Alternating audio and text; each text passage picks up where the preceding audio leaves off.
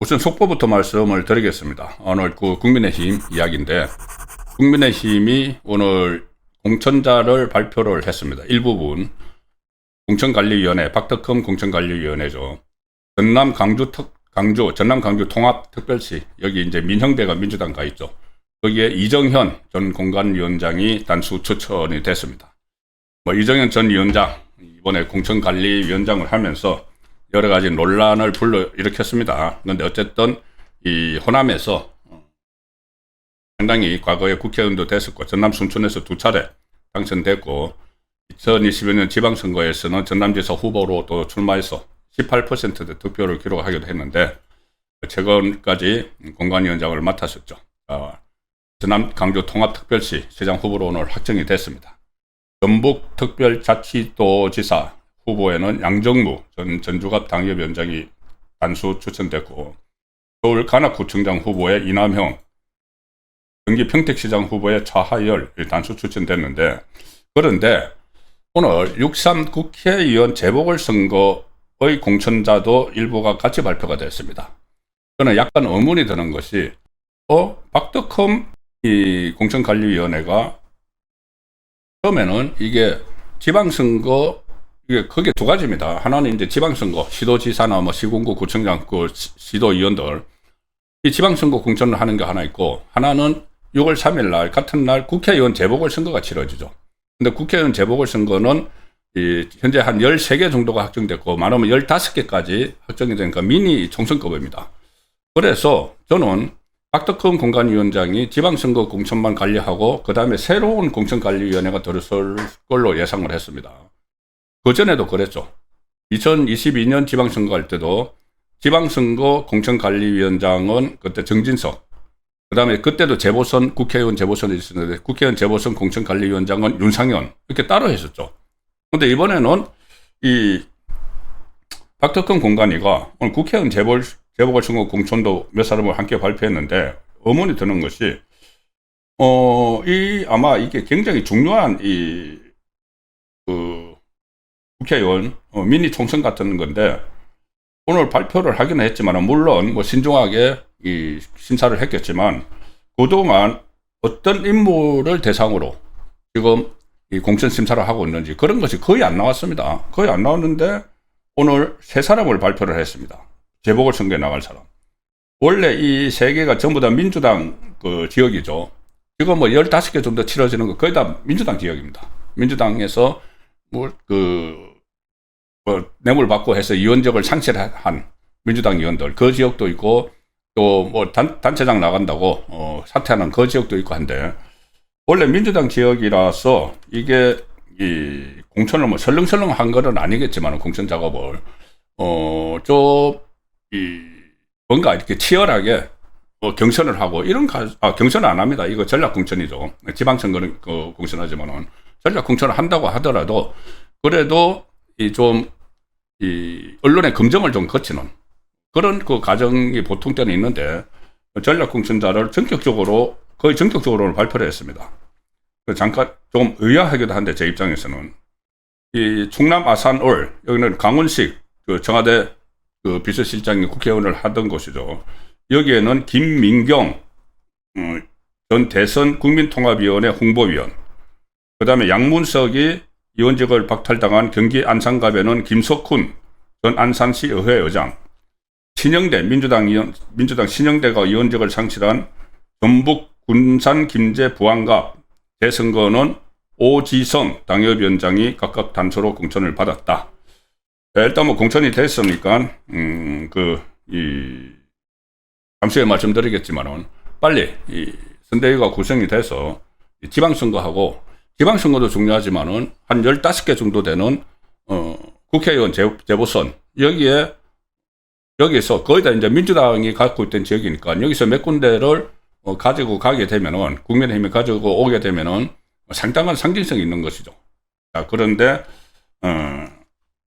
지금 공천은 어쨌든 이렇게 일단 발표가 됐습니다. 나머지 지역, 경기 평택을이나 인천 계양을, 그리고 이제 속속 재보선이 있을 텐데, 거기에 대해서는 후보는 아직 확정되지 않은 상황이고, 자, 대구도 후보가 확정되지 않았죠. 지금 추경호, 유영아 두 사람이 결선에 가 있기 때문에 두 사람이 중에서 한 사람이 되면은, 추경호가 되면은 달성에 국회의원 보궐선거가 생기고, 유영아가 되면은 달서갑에 보궐선거가 생깁니다.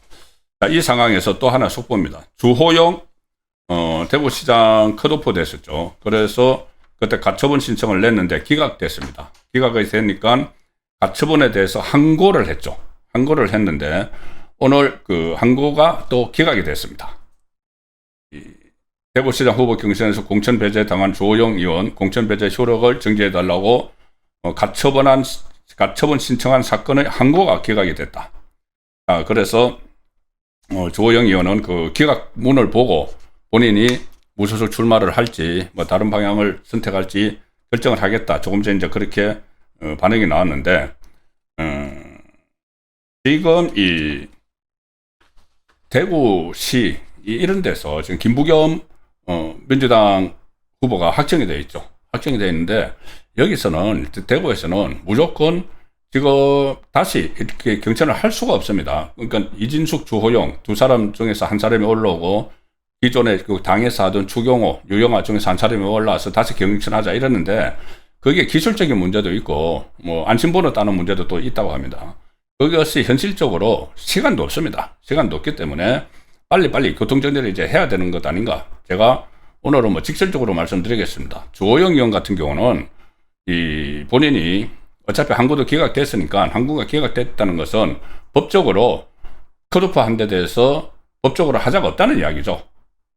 그렇기 때문에 두 번에 걸쳐서, 한 번은 가처분 기각되고 항고도 기각됐으니까 본인이 이제 선택을 결단을 해야 됩니다.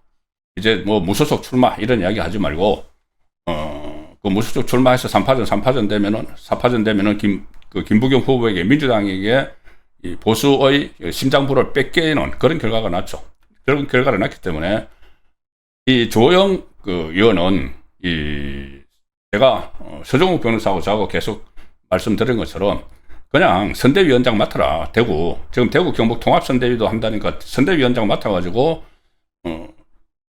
대구가 민주당에게 넘어가지 않는, 그런데 하나의 미랄이라도 돼서 맡겠다, 그런 선언을 하고 뛰면은 2년 후에 또 공천 받을 수도 있죠. 국회의원 공천. 그런데 지금 뭐 무소속 출마하고 하면은 공멸하는 겁니다. 이진숙 전 방통위원장도 오늘도 계속 그 무소속 이야기를 하던데, 지금 그렇게 본인 개인의 어떤 뭐 자존심이나 이런 것을 할 때가 아닙니다. 굉장히 위험한 상황이죠. 그렇다면 이진숙 전 방통위원장도 장동혁 대표가 그때 권유를 한 대로 국회의원 보궐선거, 뭐 대구를 하든 다른 지역을 하든 그런 플랜 B를 이제 선택을 해야 될 그런 상황이 저는 왔다고 봅니다. 다른 생각을 가진 분들도 계시겠지만은, 그렇게 안 하면은 정말 대구도 넘어갈 수가 있기 때문이죠. 그래서 특히 지금 상황이 굉장히 엄중합니다. 엄중해서 제가 오늘은 1번부터 정치토픽 1번부터 이 주제를 다루고 있습니다. 사퇴하라, 결자 해제하라, 압박 장동혁, 제3의 선택지는 뭘까? 일단 미국 방문해서 귀국을 하고 난 직후부터 장동혁 대표에 대한 거취 문제가 본격적으로 논쟁이 일어나고 있습니다. 일종의 공론화가 됐는데, 그래도 우파 진영의 가장 유력한 언론이 조선일보죠. 오늘 조선일보 칼럼에 이런 칼럼이 실렸습니다. 제가 신문으로 보여드리겠습니다. 장동혁 대표 지금이 물러날 적기다. 자, 조선일보 칼럼입니다. 기명 칼럼에 장동혁 대표 지금이 물러날 적기다. 그대로 직격탄을 던졌습니다. 조선일보 칼럼에서. 이 칼럼을 쓴 필자는 누구냐? 김영수 영남대 특임교수, TV조선의 보도 고문이고 영남대 특임교수인데, 이런 내용입니다. 지금 진영은, 그러니까 보수 진영은 괴멸 상태인데 미국에서 해맑은 인생 컷을 찍었다. 그래서 보수 지지자가 길을 잃었다. 근거로 불법 불의를 견제하고 난관을 풀 실마리는 사퇴하는 거다. 자신과 보수 위에 결단을 내려라. 사퇴하라는 이야기죠. 물론 이 기명 칼럼이라는 것은 조선일보의 뜻은 아닙니다. 그 칼럼 보시면은 조선일보는 지금 그런 건 안 써놨는데 그 외부 필진의 논조는 본 신문 언론하고 본 신문사하고 관련이 없다고 이렇게 못을 받기도 하죠. 이 칼럼은 외부 필진이 의견을 제시를 하는 겁니다. 그 공간을 조선일보가 주는 것이고, 조선일보가 만약에 장동혁 대표를 사퇴하라 이렇게 조선일보 차원에서 하면 사설로 써죠. 사설로 쓰기 때문에 조선일보의 입장은 아니라고 하더라도 어쨌든 이 조선일보를 통해서 그 공간을 통해서 장동혁 대표가 지금이 물러날 적기다 이런 이 칼럼이 게재가 된 것은 공론화가 됐다고 봐야 됩니다. 공론화가 됐다. 김영수 칼럼은 마지막에 이렇게 씁니다. 이런저런 이유를 쭉 쓰고 나서 지금이 장 대표가 사퇴할 적기다. 오세훈 시장은 장 대표가 사라지면 3%포인트 안팎에서 승부가 갈릴 걸로 본다. 민주당도 사이 보수를 걱정한다. 어제 제가 소개해드린 내용이 있죠. 실제 리얼미터 여론조사에서 부산시장은 박빙 상태에 들어갔다. 사이 보수들이 이제 그 여론조사에도 응하기 시작을 했다는 겁니다. 그래서 이익에 가장 민감한 게 정치가지만 큰 정치를 하려면 한 번은 크게 결단해야 한다. 스스로를 위해서도 또 보수와 나라를 위해서도 장 대표의 백척간도 진일보를 촉구한다. 이렇게 끝납니다.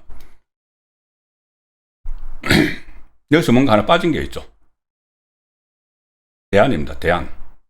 지금 김영수 교수는 이 사퇴를 해야 될 이유, 그리고 사퇴를 하고 나면은 사이 보수들이 다시 등장을 할 거다. 그 예상하는 거. 이건데, 그럼 장동혁이 물러나고 나서 어떡할 거냐? 지금 뭐, 비대위 꾸릴 겁니까? 대표 없이 선거 치를 겁니까? 대안을 제시를 해줘야죠, 대안을. 자, 그래서 제가 잠시 후에 그 부분을 좀 말씀을 드릴 텐데, 여기다가, 또 있습니다. 김진태. 이 장동혁, 즉 강원도지사, 장동혁 대표에게 좀 우호적인 인물이었죠. 그런데 오늘 장동혁 대표가 강원도에 갔는데, 거기서 만났습니다. 강원도 양양 수산리 마을회관에서 뭐 현장 최고위원 회의 하려다가 그거는 취소하고 어쨌든 거기서 이 공약 발표 같은 거 하는 데서 두 사람이 만났는데, 거기서 김진태 강원지사도 그 전에는 이 장동혁 대표에게 우호적이었습니다. 직격탄을 날립니다. 옛날에 그 멋진 장동혁으로 다시 돌아갔으면 좋겠다. 결자 해제가 필요하다. 스스로 풀어라. 이렇게 된 거. 물러나라는 이야기죠.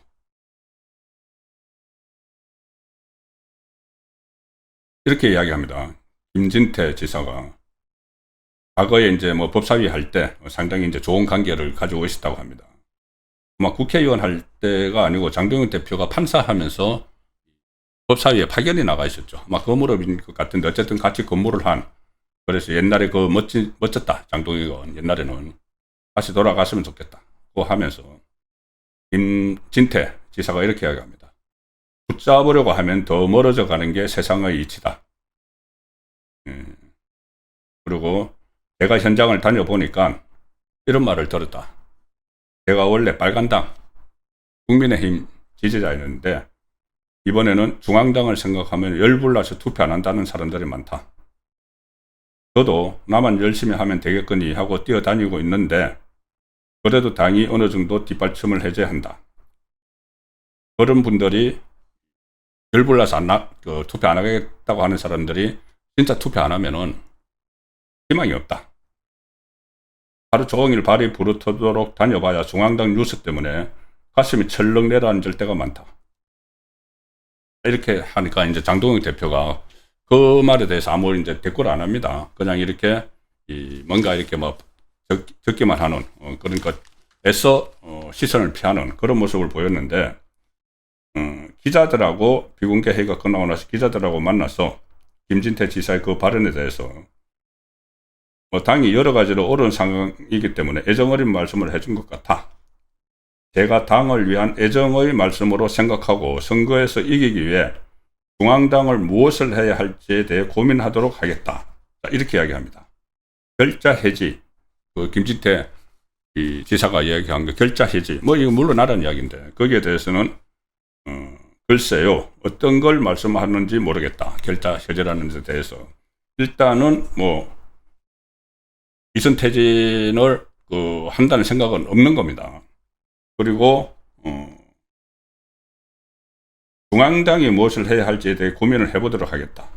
뭐 지금까지도 고민을 하겠지만은 진짜 고민을 해서 지금 조속한 시일 안에 결론을 내려야 됩니다. 이게 여러 가지 지금 각 지역 선대위에서 우리가 독자적으로 선대위를 각 지역 이제 그 후보자들이 독자적으로 선대위를 꾸리겠다 이런 말들도 막 나오고 있죠.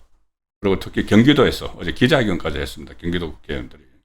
그리고 오늘 한국일보에서 이런 오보를 하나 냈습니다. 일단 오보기는 한데 한번 한국일보 제가 오늘 그 혼술 시간에 전해드렸으니까 그 핵심만 말씀드리면은 한국일보가 단독이라고 해가지고 부산 북갑 무공천 저 한동훈 지금 무소속으로 출마한데 거기 국민의힘 공천을 내지 않는다. 그래서 피케의 반란이 일어났다. 한동훈 끌어안고 장동혁에 대해서 선긋기를 한다. 이런 내용이 보도가 됐습니다.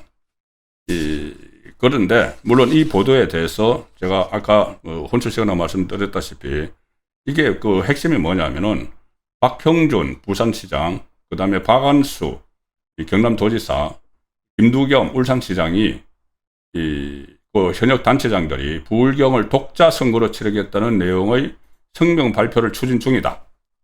이런 이야기입니다.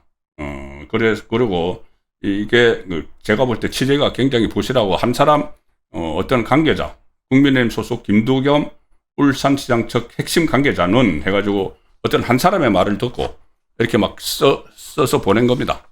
자, 그러니까 박형준 캠프 전부 다 이 부산시 공식 입장문을 냈고 박안수 경남지사, 김두겸 울산시장 측도 그런 논의는 없었다. 그런 논의는 무슨 이 한동훈 끌어안고 장동혁 선긋기를 한다.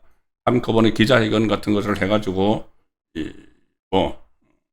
독자 선거로 치르겠다. 중앙당 필요 없다. 이런 논의는 없었다고 일단 부인을 했습니다. 그래서 저걸 이제 잘못된 좀 가장된 그런 분위기 전달이라고 보는데 저런 논의가 지금 일어날 수가 있는 겁니다. 이 상태로 그대로 가면 저게 지금은 오보지만은 저런 논의가 일부에서 벌써 말이 나오고 있죠. 그렇기 때문에 장동혁 대표가 뭔가 지금은 제3의 선택을 하지 않을 수 없는 그 상황으로 가고 있습니다. 저 사진 좀 내려주시고요. 그래서 이 장동혁에 대해서 사퇴하라, 결자 해제하라, 이 압박들이 막 들어오는데 장동혁 뭘 어떻게 해야 되느냐 문제에 이제 직면을 하게 된 거죠. 사퇴를 지금 하면은 제가 조금 전에 말씀드렸죠. 대안이 있느냐? 물론 장동혁 대표가 사퇴를 하고 그 다음에 비대위를 꾸리고 그리고 또 비대위를 중심으로 해서 선대위를 만들고 그렇게 하면은 그거 뭐 할 수는 있죠. 그런데 그게 준비된 사람들이 있느냐? 비대위원장 누군가는 이렇게 그 중위를 모아서 비대위원장을 옹립을 해야 되고 그 비대위원장이 또 선대위를 막 꾸려야 되고 하는데 그게 적극적인 발상으로 되는 게 아니죠. 당의 어떤 시스템, 기초 자료 같은 것을 다 가지고 이렇게 하나씩 해나가야 되는 겁니다. 지금 선거 50일 정도 남았는데 어떻게 지금 공천도 마무리되지 않았죠. 이 상황에서 장동혁 대표가 2선으로 물러난다고 해서 지금보다 더 좋은 여건이 마련될 거냐? 장담을 할 수가 없는 겁니다. 그렇다고 지금처럼 장동혁 대표가 지금까지 해왔던 그 스탠스 그대로 이 지역에서 장동혁 대표에 대해서 반기지도 않고 2018년 지방선거 때 그랬죠. 홍준표가 밉상이 돼가지고 지방선거 지원 요새도 못 갔습니다. 전부 다 오지 말라고 해서. 그 상황이 되는 상황인데도 그냥 있을 것이냐? 둘 다 아니죠. 사퇴하는 것도 답이 아니고 이 상황으로 있는 것도 답이 아닙니다. 그럼 뭔가 제3의 선택지를 만들어야 되는데 제가 생각하는 가장 현실적인 건 공천이 다 끝나지 않았지만은 통합선대위를 그냥 출범을 시키는 겁니다. 본인이 지금 장동혁 대표도 선대위 어차피 꾸려야 되니까는 생각을 해둔 사람들이 있겠죠. 접촉을 하는 사람도 있고. 그러면 통합선대위를 꾸려서 이 공동선대위원장, 그러니까 명칭이 어떻게 하든 정말 이 선거에 정말 그 영향력으로 도움이 될 만한 사람을 영입을 하게 되면은 수석 선대위원장 하든지 상임선대위원장 하든지 어쨌든 선대위를 빨리 꾸려서 공천이 지금 다 끝나지 않았는데 무슨 선대위냐 지금 그렇게 한가한 말을 할 때가 아니죠. 통합선대위를 꾸려야 됩니다. 그렇다고 그 통합선대위에 장동혁 대표도 과거에 이 선거 보면은 당 대표는 공동선대위원장으로 들어갑니다. 들어가되 이 현장에 나가서 실제로 유권자들과 접촉을 하는 이 선대위는 외부에서 영입을 한 그 선대위원장이나 아니면은 내부에서 이제 중진위원들 그 선대위원장이나 또는 지금 각 시도별로 워낙 지금 좀 전에 말씀드린 대로 경기도에서 우리 독자 선대위 하지만은 선대위는 원래 시도별로 다 꾸려집니다. 그전에도 명칭만 그냥 중앙당을 못 믿어서 우리 독자 쪽으로 이렇게 하지만은 권역별로 선대위가 다 꾸려지죠. 영남권, 호남권, 충청권 이렇게도 꾸려지고 각 시도별로 대구 선대위, 부산 선대위, 대전 선대위 이렇게 다 꾸려집니다.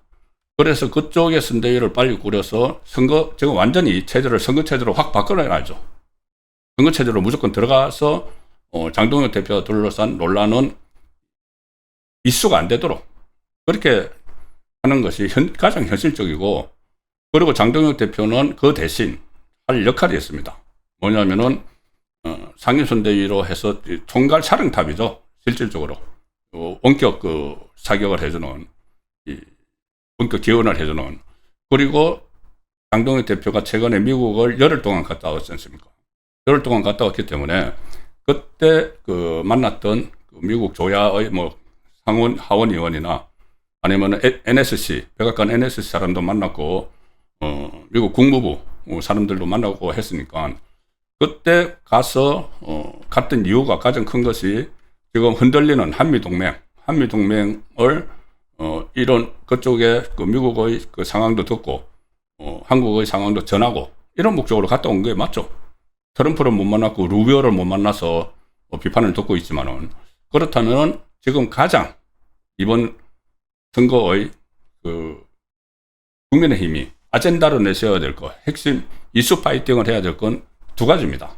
하나는 이재명의 공소취소 국정조사, 그러니까 이재명 재판을 재개를 해야 된다. 국정조사 상황을 보면은 오히려 그쪽으로 민심이 더 쏠릴 수가 있죠. TV 현장을 다 지켜보고 있기 때문에. 그거하고 하나는 바로 이겁니다. 그 부분도 장동혁 대표가 법조인 출신이니까는 계속 이슈를 제기를 할 수 있고, 또 하나는 공동선대위원장으로서, 또 하나는 바로 이재명 정권의 안보 리스크입니다. 사법 리스크가 하나 있고, 여태까지 진행됐던 거. 그 다음에 최근에 새로운 안보 리스크가 생겼기 때문에 그거를 장동혁 대표가 컨트롤 하면서 계속 본격으로 사격을 해주는 그런 방안이 가장 현실적이 아닌가는 제 생각입니다. 일단 공천이 다 마무리되지 않았더라도 무조건 선대위를 출범시켜야 된다. 그리고 일단 그 선대위에서 공동선대위원장으로 들어가되 뒤로 빠져서 이 현장에 가는 것은 다른 사람들에게 맡기고, 본인은 가장 큰 이슈 2개, 본인이 법조인이니까 이재명의 사법 리스크, 최근에 미국에 한 열흘 동안 갔다 오면서 많은 것을 듣고 경험을 했으니까는 이재명의 안보 리스크, 이것을 집중적으로 제기하는 그런 역할을 하는 것이 가장 현실적이 아닌가 싶습니다.